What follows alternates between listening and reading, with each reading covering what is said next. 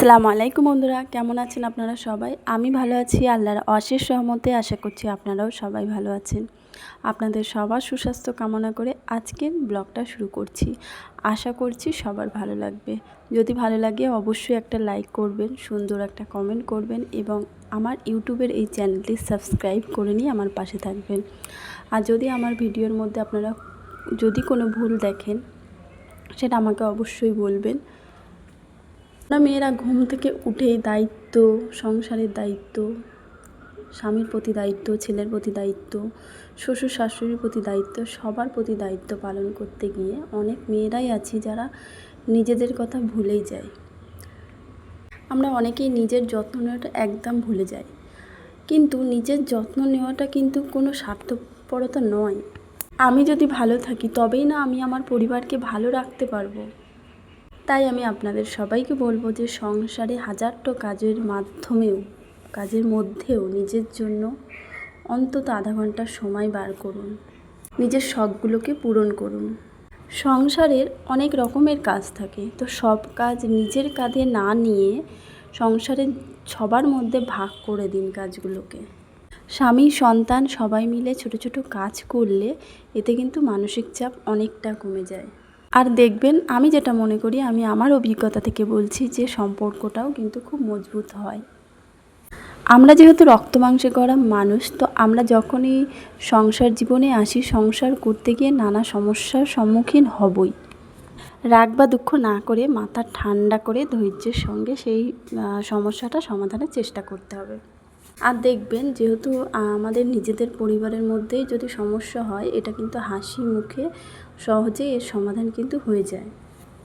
আর আমরা এই সংসার জীবনে এসে, মানে শ্বশুরবাড়িতে এসে, আমরা অনেক মেয়েরাই আছি, দেখবেন যে আমরা কোনো সমস্যায় পড়লে সেটা শ্বশুরবাড়ির লোকদের জানাতে গেলে আমাদের একটা দ্বিধাবোধ হয় এখনও পর্যন্ত।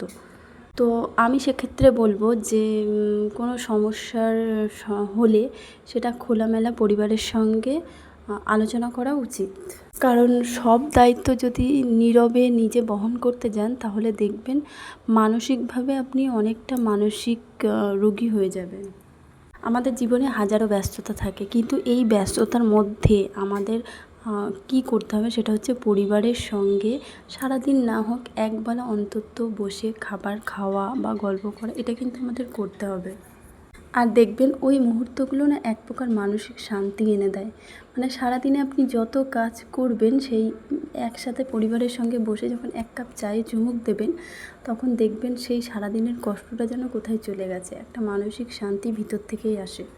সবথেকে যেটা বড় কথা, সেটা যদি আপনি আপনার কাজ পরিষ্কার পরিচ্ছন্নভাবে করেন, এতে কিন্তু দেখবেন মানসিক চাপও অনেকটা কমে যায়। পরিষ্কার পরিচ্ছন্ন ঘরবাড়ি আপনি দেখলে মানসিক চাপ সত্যি অনেকটাই কমে যায়। একটা গোছানো পরিবেশে দেখবেন কাজ করতে বা পড়াশোনা করতে, যে কোনো কাজে একটা মনোযোগ বৃদ্ধি পায়। প্রতিদিনের ছোটোখাটো কাজ, যেমন দুপুরে বা সকালে, দুপুরে খাওয়ার সঙ্গে সঙ্গে থালা বাসন মেজে নেওয়া, ঘর ঝাড়ু দেওয়া সঙ্গে সঙ্গে যদি আমরা করে নিই না, এতে মানসিক চাপ কিন্তু অনেকটাই কমে যায়। আর যেটা করতে হবে সেটা হচ্ছে ঘরের প্রত্যেকটি জিনিসের জন্য একটা জায়গা নির্দিষ্ট করতে হবে। এতে করে কি হয়, যখন প্রয়োজন আমাদের তাড়াহুড়ো বেঁধে যায়, সময়ের জিনিস সময় যদি আমরা হাতে না পাই, তখন কিন্তু সত্যি আমাদের মাথা খারাপ হয়ে যায়। তো সেটা কিন্তু একটা নির্দিষ্ট জায়গায় রাখলে সময় মতো আমরা সেটা খুঁজে পেয়ে যাই। আর আমাদের বাড়িতে বেসিক্যালি যেটা হয়, সব ঠিকঠাক জায়গা থাকলেও আপনাদের দাদাভাইয়ের গাড়ির চাবিটা কিন্তু যখনই বাইরে যায় গাড়ির চাবি খুঁজে পায় না। মানে গাড়ি চালিয়ে আসে, তারপরে যে কোথায় রাখে এটা বুঝতে পারে না। আবার যখন যেতে হয় তখন চাবি খুঁজতেই প্রায় 5-10 মিনিট কেটে যায়। এটা নিত্যদিনই হয়। তবে ওই যে বললাম, সংসারের পরিষ্কার পরিচ্ছন্নতা কিন্তু একজনের উপরে দায় বর্তায় না। পরিবারের সবার মাঝে কাজের দায়িত্ব ভাগ করে নিলে কাজটা কিন্তু সহজ হয়ে যায়। আর দেখবেন এতে করে কিন্তু বাড়ি যদি ছোট ছোট বাচ্চা থাকে, সেই বাচ্চাদের মধ্যে একটা অভ্যাস গড়ে ওঠে। যেমন ছোটোখাটো ময়লা ডাস্টবিনে ফেলা, যেখানে সেখানে থুতু না ফেলা, নিয়মিত হাত ধোয়ার মতো সব অভ্যাসগুলো শিশুদের মধ্যে, বাচ্চাদের মধ্যে, ছোটোখাটো বাচ্চা বাড়িতে থাকলে তাদের মধ্যে কিন্তু আপনা আপনি চলে আসে, তাদেরকে আলাদা করে আর শেখাতে লাগে না। পরিষ্কার পরিচ্ছন্নতাও কিন্তু ধর্মের একটি বড় অঙ্গ। তো আপনাদের সঙ্গে কথা বলতে বলতে অনেক কাজই করে নিয়েছি সকাল থেকে। সকালের সমস্ত বাসি কাজকাম যা যেখানে ছিল সমস্ত কিছুই করে নেওয়া হয়েছে। তো এখন কিছু জামা কাপড় ছিল, সেগুলোও কাচা ধোয়া করে নিলাম। এখন জামা কাপড়গুলো সব মেলে দেবো। আর যেহেতু আমাকে 10টার মধ্যে বাড়ির থেকে বার হতে হয়, তো 10টার মধ্যে কিন্তু আমাকে সমস্ত কিছুই করে নিতে হয়। সকালের খাবার থেকে শুরু করে দুপুরের রান্না থেকে শুরু করে সমস্ত কিছুই কিন্তু আমাকে করে নিতে হয়। আর রোজ কিছু না কিছু জামা কাপড় কাচা ধোয়া তো লেগেই আছে। আর আমি ওই যে এক জায়গায় সমস্ত কিছু জমিয়ে রাখি না, রোজকার রোজ 2টো হোক 1টা হোক কেচে নেওয়ার ধুয়ে নেওয়ার চেষ্টা করি। তো এটাই আমার কাছে সহজ বলে মনে হয়। তো এখানে জামা কাপড়গুলো কাচা ধোয়া করে মেলে দিয়েছি। আর এই যে ভোরের হাওয়া, ওইদিকে বাগানে দেখেন গাছের পাতাগুলো এত হাওয়া দিচ্ছে।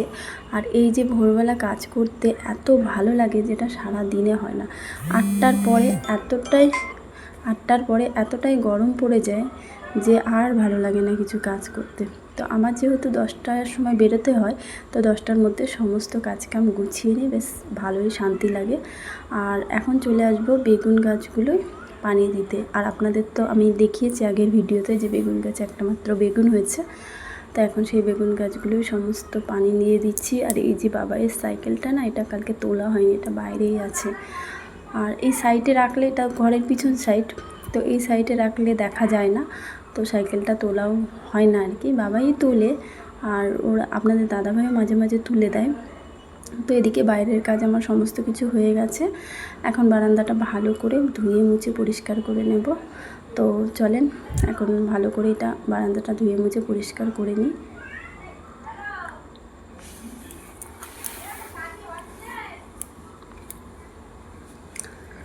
যেহেতু এই টাইলসটা না পুরো সাদা, একটুখানি পানি পড়লে না বোঝা যায় না, স্লিপ কাটার অত্যন্ত ভয় থাকে। তো বাবাই এত দৌড়াদৌড়ি ছুটোছুটি করে, মাঝে মাঝে মনে হয় যে স্লিপ করে যদি পড়ে, সেই ভয়টাই লাগে। আর একটা ভয় যেটা লাগে সেটা হচ্ছে কাঁচের যে থালা বাসনগুলো, সেগুলো যদি একটু এই মেঝের মধ্যে পড়ে না, হয় থালা বাসন তো ভাঙবে, সঙ্গে সঙ্গে মেঝেটাও কিন্তু ভেঙে যাবে। তো এই টাইলসগুলো এতটাই শৌখিন। যাই হোক, আপনারা ফেসবুকে আমার ছোট্ট ছোট্ট ব্লগ দেখছেন, ভিডিও দেখছেন, জানি না কতটা ভালো লাগছে। ফেসবুকে তো আপনারা অনেক অনেক ভালোবাসা দিচ্ছেন। তো আমার এই লং ভিডিও আপনারা পাবেন হচ্ছে ইউটিউবে। আপনারা ইউটিউবে গিয়ে দেখবেন আমার ভিডিওটা। যদি ভালো লাগে অবশ্যই লাইক করবেন আর কমেন্ট করবেন। আর আমার ভিডিও রেগুলার দেখতে হলে আপনারা সাবস্ক্রাইব করতে হবে, এবং সাবস্ক্রাইব করে নিয়ে নোটিফিকেশানটা অন করে রাখতে হবে। তাহলে আমি যখনই কোনো ভিডিও ছাড়বো সেটা আপনাদের কাছে পৌঁছে যাবে। তো সকালবেলা একটু পায়েস করে নিলাম। বাবাইয়ের যেহেতু শরীরটা খারাপ, বললো মা পায়েস খাবো, তো একটু পায়েস করে নিলাম। তারপরে এখন রান্নায় চলে যাব। বাছা কোটা সমস্ত করে নিয়েছি। আর যেহেতু বাড়িতে মিস্ত্রিরাও এসছে কাজ করার জন্য, তো মিস্ত্রিদেরও দিতে হবে খাবার, তো তাড়াতাড়ি করে কয়েকটা লুচি ভেজে নিলাম। আর একটু আলুর দম করে নিয়েছিলাম। তা আলুর দমের মধ্যে 2-3টে ডিমও ফেলে দিয়েছিলাম, যে না ডিমটা দিলে বেশ, মানে ভাজা করে জাস্ট ডিমটা দিয়ে দিয়েছিলাম। তারপরে আমি রান্না করে নিয়েছি বেগুন ভাজা, মাছের ঝোল, ভেন্ডির তরকারি। তো এখন রেডি হয়ে নিয়েছি। পুরো 10টা বাজে ঘড়িতে, আমার সমস্ত কাজ কমপ্লিট হয়ে গেছে। আর এখন এই যে রেডি হয়ে নিয়েছি। এখন যাব একটু পৌরসভায় যাব, তারপরে ওখান থেকে কিছু কাজ মিটিয়ে তারপরে কিন্তু চলে যাব কলেজে যাব ওখানে। তারপরে কলেজে যেহেতু আমি মোবাইলটা নিয়ে যাই না, তো আপনাদের সঙ্গে সেইভাবে ভিডিও শেয়ার করতে পারবো না। তারপরে একটা বোন আবদার করছিল আমার কাছে মেহেন্দি করার জন্য, তো এরকম 4-5 জনকে আমি একটু মেহেন্দি পরিয়ে দিলাম। তো মেহেন্দির ডিজাইনগুলো আপনাদেরকে দেখাচ্ছি, কেমন হয়েছে বলবেন। একটা মেহেন্দির ডিজাইন এক রকমের করেছি, আর এগুলো সম্পূর্ণ আমি নিজে থেকেই করেছি। যদি ভালো লাগে লাইক করবেন।